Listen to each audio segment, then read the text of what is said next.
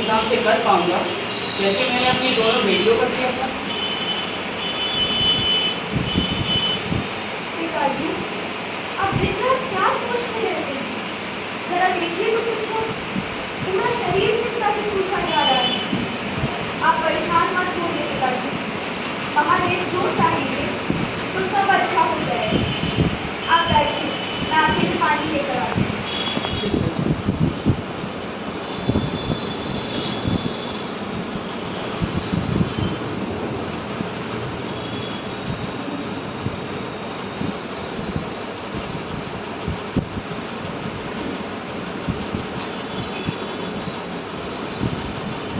चाचा जी प्रणाम। प्रणाम बेटा, आओ बैठो। आज से पहले तुम्हें कभी नहीं देखा। जी मैं गौरीपुर के जमींदार बेनी माधव सिंह जी का बड़ा बेटा श्रीकांत। आनंदी, जलपान की व्यवस्था करो। जी पिताजी। क्या कर रहे हो? जी अभी अभी मैंने इलाहाबाद से एमए की डिग्री हासिल की और अभी एक दफ्तर में नौकरी कर रहा हूँ।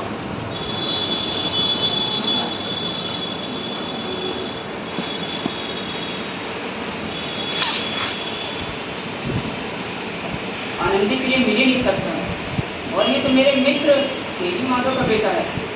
इससे और दोस्ती रिश्तेदारी बदल जाएगी।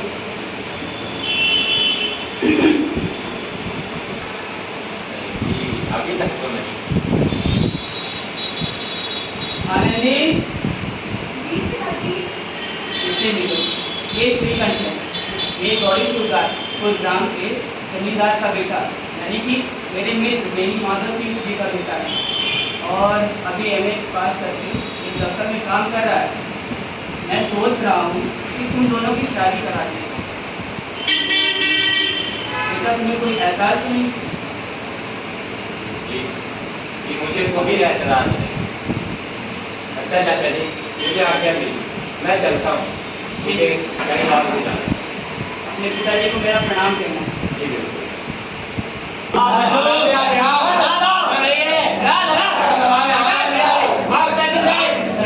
अरे ना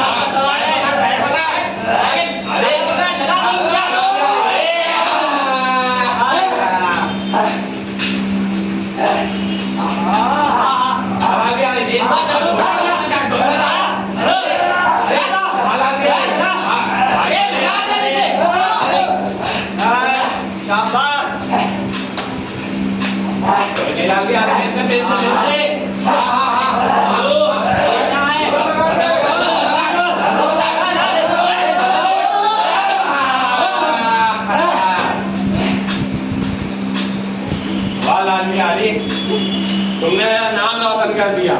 वाह श्रीकांत वाह। लाल बिहारी ने क्या धोबी पर झाड़ लगाए इसे?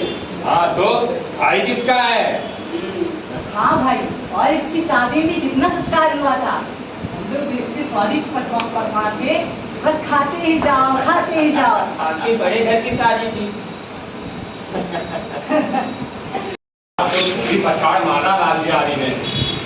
क्या तारीफ कर रहे थे सब लोग, साथ ही साथ मेरे शादी की भी तारीफ करने लगे। आनंदी, अरे भाई मुझे लेट हो रहा है। आ रही हूँ। अरे बस छूट जाएगी, समझा करो। आ रही हूँ पापा। बैग तैयार है?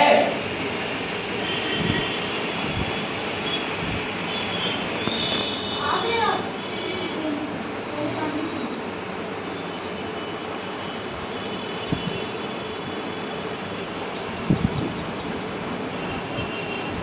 आनंदी, मैं तो कहता हूँ तुम भी मेरे साथ प्रयागराज चलो ना। मैं साथ चलूं? हाँ मगर कैसे? घर में सब नहीं। मैं उन्हीं के साथ रहूंगी। मैं आपके साथ नहीं चलूंगी। लेकिन क्या करूं, हम मुझे तुम सबकी आदत सी हो गई है। हम तुम लोगों के बिना एक पल नहीं रहा जाता। अच्छा ठीक है, मैं चलता हूँ। तब तक तुम अपना और घर वालों का ख्याल रखना, जब तक मैं लौट के ना आऊं। वैसे मैं 2 दिन बाद वापिस आ जाऊँगा। तब तक तुम अपना अपनी समझ पर चाहिए है। जी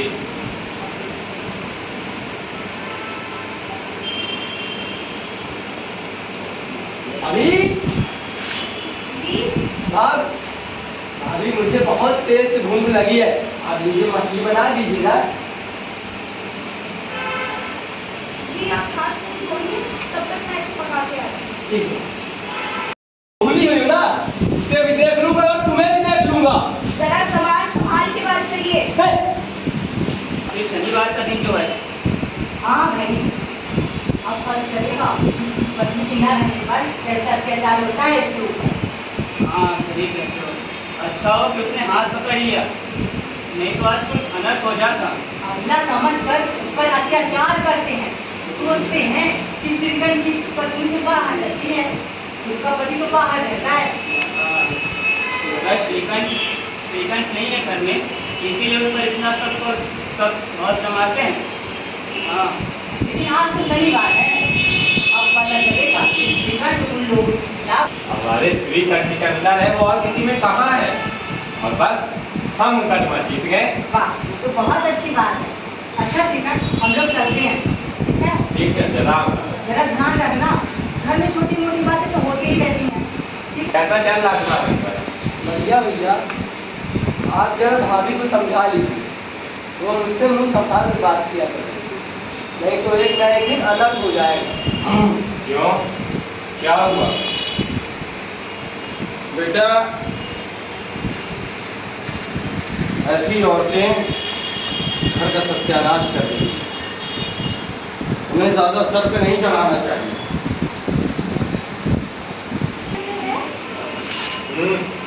बहुत प्रसन्न है, लेकिन तुमने जो एक घर में उपद्रव मचा रखा है, इसका क्या करूं? जिसने तुमसे ये आग लगाई है, उसे पाऊं तो मुंह नोच लूं। क्यों? क्या करूं?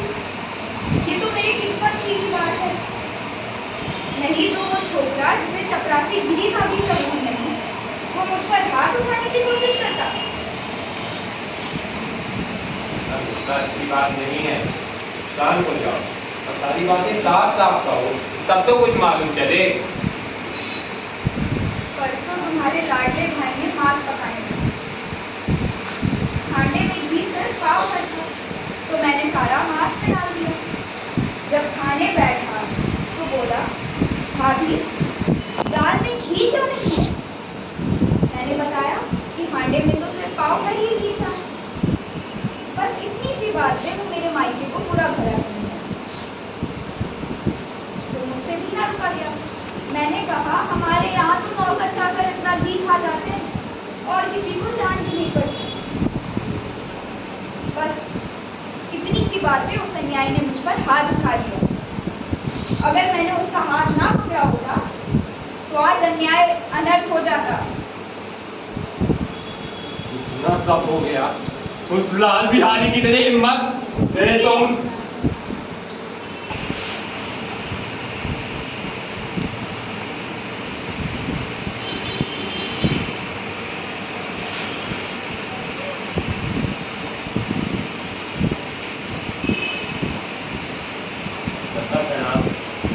कसम है।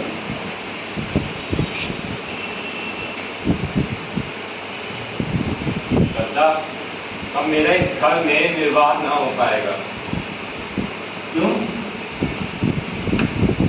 क्योंकि अब आपके घर में क्रूरता और हट का प्रयोग हो रहा है।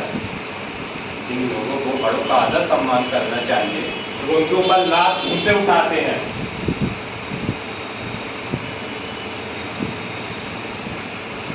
देखो बेटा, तुम बुद्धिमान हो और मूर्खों जैसी बात करते हो।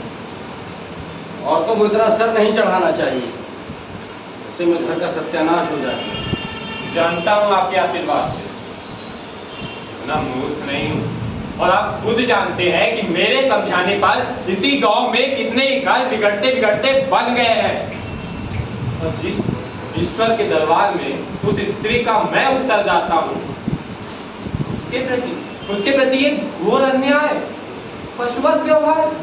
क्या लाल बिहारी तुम्हारा छोटा भाई, अगर उससे कोई गलती हुई है तो तुम उसे समझा सकते हो, उसे डांट सकते हो, उसे उसके कान पकड़ सकते हो, लेकिन तुम मैं उसे अपना भाई नहीं मानता।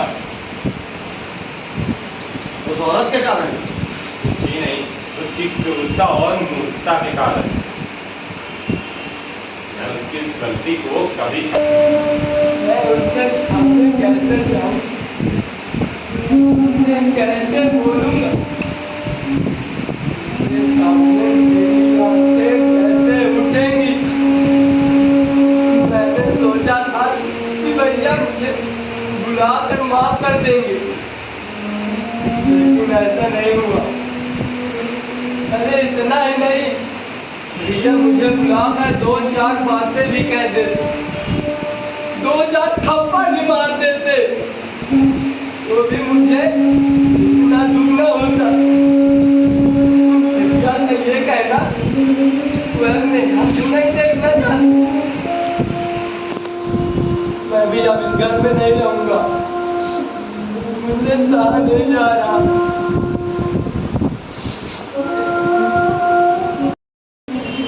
मैं तो मेरे साथ नहीं रह सकती, मैं भी नहीं रहूंगा।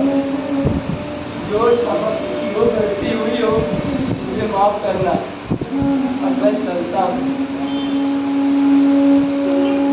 लल्ला बाहर के लोग में बहुत रो रहे हैं, जाइए उन्हें संभालिए। मैं नहीं जाता। भीतर तो बुला लीजिए। मैं नहीं बुलाऊंगा। मेरी जीभ में आग लगी जो मैंने ये लड़ाई उठाई, पछताओगे। अरे पछता लूंगा, लेकिन मैं उसे याद नहीं रखूंगा। बहुत ग्लानि हो रही है उन्हें। कह दो उससे कि चला जाए इस घर से। अभी भैया को मेरा प्रणाम कहना। अब मैं चलता हूँ। कहाँ जाते हो? जहाँ कोई मेरा मुंह न देखे पाए। मैं न जाने दूँ। नहीं भाभी, मुझे जाने दीजिए। आप लोग के साथ मैं रहने योग्य नहीं हूँ। तुम्हें मेरी सौगंध, अब एक पग भी आगे ना बढ़ाना। जब तक मुझे ये न मालूम चल जाए भैया का मन मुझसे साफ हो गया है, तब तक मैं ये घर में कदापि न रहूंगा। मैं ईश्वर को साक्षी मानकर कहती हूँ, तुम्हारी ओर से मेरे मन में तनिक भी मैल नहीं है।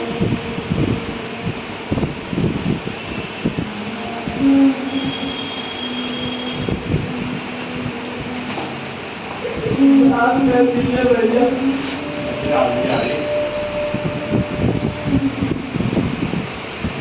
अब बस ये कहना कि तुम्हारा मुंह न देखूंगा। आप जो दंड देंगे मैं सह लूंगा।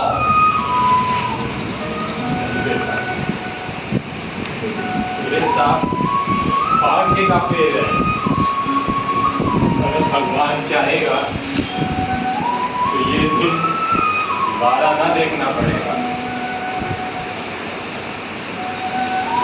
अरे मुझे तो पहले से ही पता था कि आनंदी एक समझदार लड़की है, वो अपने परिवार को कभी टूटने नहीं दे सकती।